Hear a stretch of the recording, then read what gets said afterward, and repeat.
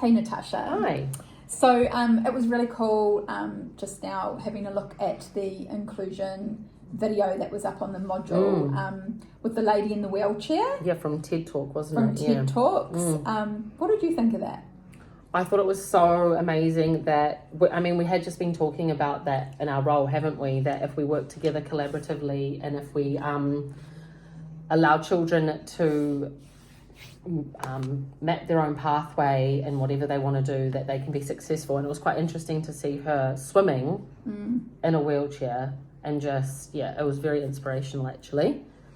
What about you? What did you think about the video? Well, literally blew my mind to start with, because I was just sitting there listening to her talking, it's inclusive video. And then when it came into her like actually, going in the water, I was just like, wow. And then that kind of like with our discussion that we've just had today as well, it kind of what I think it does is it opens up like that anything's possible and that in our workplace, in schools, when we walk into a classroom as an RTLB, like that attitude of inclusion, actually we can always do better with that.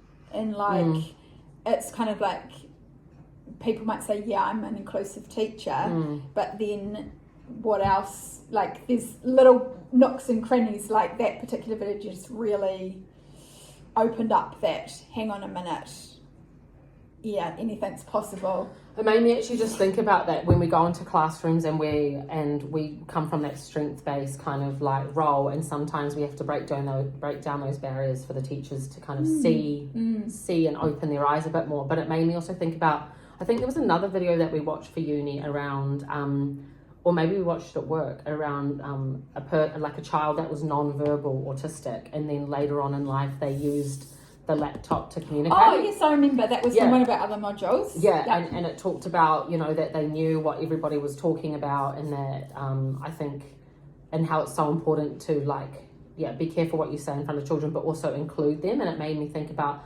even our non-verbal autistic children, just always having high expectations of them, so we should in a good way, but then also including them in everything. And even like the picture that we always see, breaking down those barriers and making it so that everybody can access it, and it's inclusive.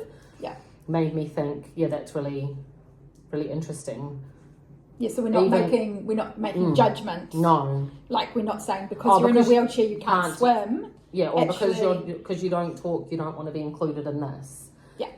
Giving them opportunities. I'm just thinking about a child I've got at the moment, giving them opportunities to always be like, this teacher that I work with is amazing at that.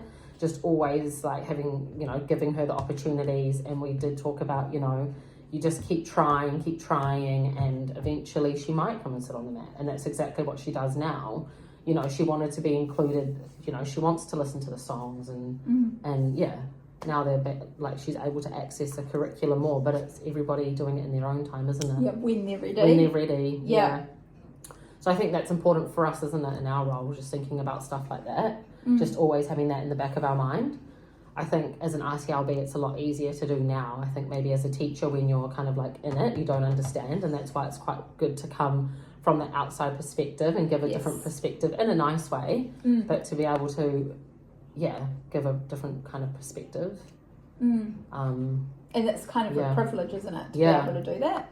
And and to get that opportunity to kind of be able to do that now. Whereas when you're when I was in the classroom, sometimes you can't see so clearly, can you? And we see that now, even at work. We were talking about that, weren't we? Definitely. So no, it was a really good video. I think we also, when we were kind of looking around that, didn't we came across another video on YouTube, didn't we, called My World, My View, I think. Yes, I think that's right, with the kids with talking. The kids. So I think we're going to both do a little reflection on that as well, aren't we? Because we thought that kind of related, we see her perspective, but it was quite cool in this video from the ministry, where you get to see the perspective of other children, being inclusive of other children. And there's all different ones. I think there is a girl in a wheelchair in that one. There is there's a low vision child. And then just, I think, kids talking about friendship and thing, and just being including people Yes, and we always, I mean, for you and I, we always come back to those key competencies anyway, that we believe that that's the foundation for everything anyway. Yeah. And we want their well-being. Yeah. In our office. In our office. Yeah, in our little corner. Yeah. Little uni corner with Jamie, who's not uni. But,